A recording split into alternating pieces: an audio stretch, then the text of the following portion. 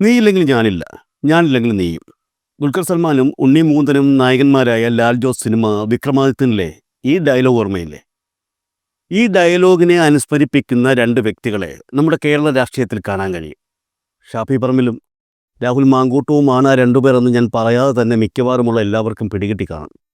ഷാഫി പറമ്പിലും രാഹുൽ മാങ്കൂട്ടവും തമ്മിലുള്ള ബന്ധം എല്ലാവരും കണ്ടതാണ്, ഇപ്പോഴും കണ്ടുകൊണ്ടിരിക്കുന്നവരാണ്. ലൈംഗിക പീഡന ആരോപണത്തിലും ഗർഭചിത്ര ആരോപണത്തിലും പെട്ട് നാറാണക്കല്ല് പിടിച്ചു നിന്ന രാഹുൽ മാങ്കൂട്ടത്തിന് എല്ലാവിധ പിന്തുണയുമായി രംഗത്തെത്തിയ വ്യക്തിയാണ് ഷാഫി പറമ്പിൽ. മറ്റൊരു കോൺഗ്രസ് നേതാവും രാഹുൽ മാങ്കൂട്ടത്തിന് ഇത്രയും വലിയ സപ്പോർട്ട് ചെയ്തിട്ടില്ല. അതുമാത്രമല്ല, ഇതൊക്കെ ഈ അടുത്തു നടന്ന കാര്യമെന്ന് കരുതാം. അതിനു മുൻപ് യൂത്ത് കോൺഗ്രസിന് അധ്യക്ഷ സ്ഥാനം ഒഴിയുന്ന ഘട്ടമെത്തിയപ്പോൾ ആ സ്ഥാനം തൻ്റെ വിശ്വസ്തനായ രാഹുൽ മാങ്കൂട്ടത്തിന് ഏൽപ്പിച്ചു നൽകിയവനാണ് ഷാഫി പറമ്പിൽ. അതിൻ്റെ പേരിൽ വ്യാജ ID കാർഡുകൾ നിർമ്മിച്ചുവെന്നോ അതുമായി ബന്ധപ്പെട്ട് കോടതിയിൽ കേസുണ്ടെന്നോ അങ്ങനെയുള്ള കുറേയേറെ വിവരങ്ങൾ പുറത്തു വന്നിരുന്നു. ഇപ്പോൾ കോടതി ഇടപെടലോടെ യൂത്ത് കോൺഗ്രസിൻ്റെ പ്രാഥമിക അംഗത്വ പട്ടിക റദ്ദാക്കുകയും ചെയ്തിരിക്കുന്നു. രണ്ടാമത്, താൻ MLA സ്ഥാനം ഒഴിയാൻ നേരം ആ MLA സ്ഥാനം രാഹുൽ മാങ്കൂട്ടത്തിന് നൽകിയവൻ കൂടിയാണ് ഷാഫി പറമ്പിൽ. ഇപ്പോൾ ഇത്രത്തോളം വലിയൊരു ബന്ധം ഇവർ തമ്മിലുണ്ട് എന്ന് ആരും പറയാതെ തന്നെ നമുക്ക് കാഴ്ചകളിലൂടെ ബോധ്യമായി കഴിഞ്ഞിരിക്കുന്നു. ലൈംഗിക പീഡന ആരോപണത്തിലും ഗർഭചിത്ര ആരോപണത്തിലും വിധേയനായി യൂത്ത് കോൺഗ്രസ് സംസ്ഥാന അധ്യക്ഷ സ്ഥാനം ഒഴിഞ്ഞ് കോൺഗ്രസിൽ നിന്ന് സസ്പെൻഡ് ചെയ്യപ്പെട്ട രാഹുൽ മാങ്കൂട്ടം കുറച്ചുനാളായി പൊതുരംഗത്തൊന്നും ഇല്ലാത്ത ഒരവസ്ഥയിലായിരുന്നു. ആ രാഹുൽ മാങ്കൂട്ടം 2 ദിവസമായി സമൂഹ മാധ്യമങ്ങളിലൂടെ എത്തുന്നുണ്ട്.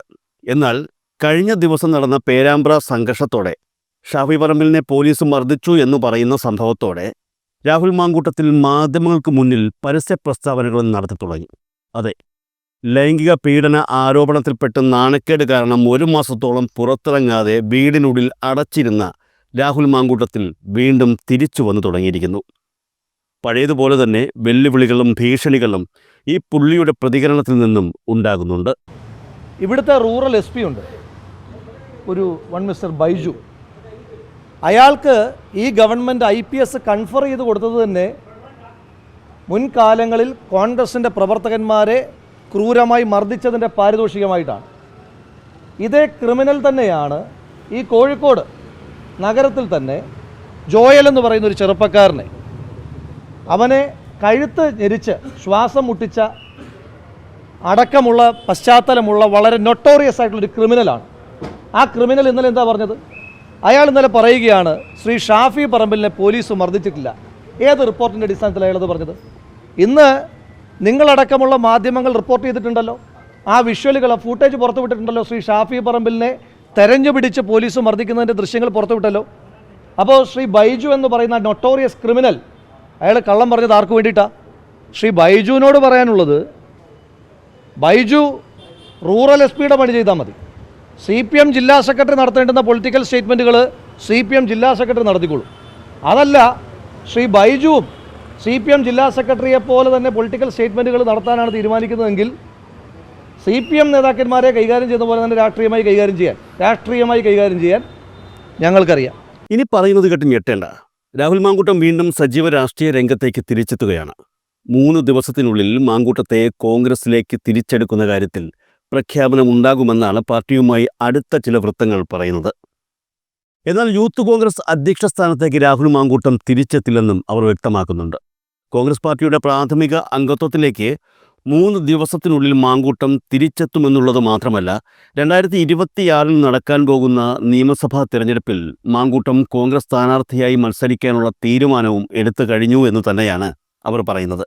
പേരാമ്പ്രയിൽ നടന്ന ഷാഫി പറമ്പിൽ വിഷയം ഇത്രത്തോളം വലിയ പ്രകോപനത്തിലേക്ക് കൊണ്ടെത്തിച്ചത് രാഹുൽ മാങ്കൂട്ടത്തെ തിരിച്ചെടുക്കാനുള്ള പദ്ധതികളുടെ ഭാഗമായിരുന്നു എന്നാണ് കോൺഗ്രസ് നേതൃത്വത്തിൽ നിന്നും ലഭിക്കുന്ന സൂചനകൾ.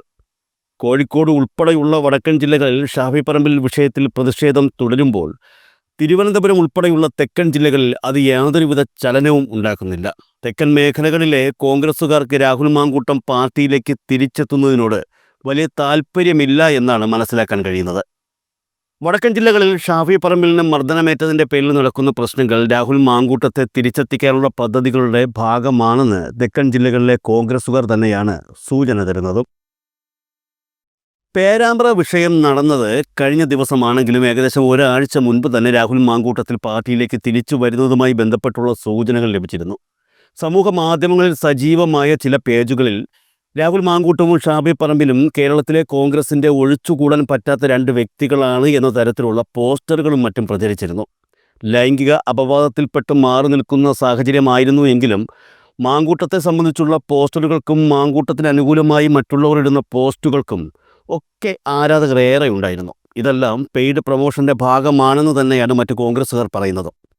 എന്നാൽ 2026 നിയമസഭാ തെരഞ്ഞെടുപ്പിൽ രാഹുൽ മാങ്കൂട്ടം സ്ഥാനാർത്ഥിയായി മത്സരിച്ചില്ലെങ്കിൽ കേരളത്തിൽ കോൺഗ്രസിന് ജയിക്കാൻ കഴിയില്ല എന്ന ഒരു പൊതുബോധം കോൺഗ്രസ്സുകാർക്കിടയിൽ ഉണ്ടാക്കിയെടുക്കാൻ രാഹുൽ മാങ്കൂട്ടത്തിനും ഷാഫി പറമ്പിലിനും വേണ്ടി പ്രചരണം ഏറ്റെടുത്ത സോഷ്യൽ മീഡിയ പേജുകൾ ശ്രമിക്കുന്നുണ്ട്.